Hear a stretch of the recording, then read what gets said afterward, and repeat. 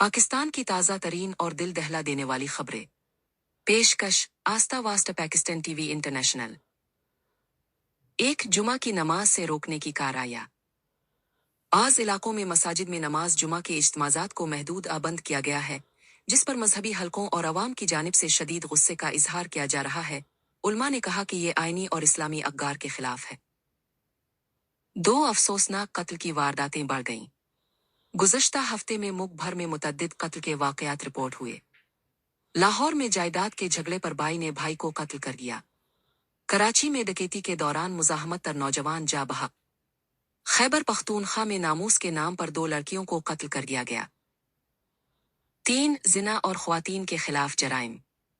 फैसलाबाद में एक लड़की के साथ मुबैना ज़्यादती का वाक़या, पुलिस ने मुकदमा दर्ज करके मुलजिम को गिरफ्तार कर लिया।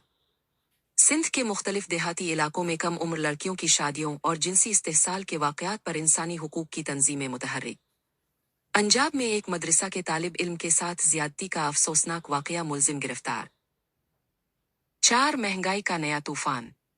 आटे, चीनी, सब्जियों और दालों की कीमतों में इजाफा। अवाम सड़कों पर एहतजाज करने पर मजबूर, हुकूमत की बेहिस्सी पर शदीद तनकीद। 5 तालीमी इदारे बंद और एहतजाज।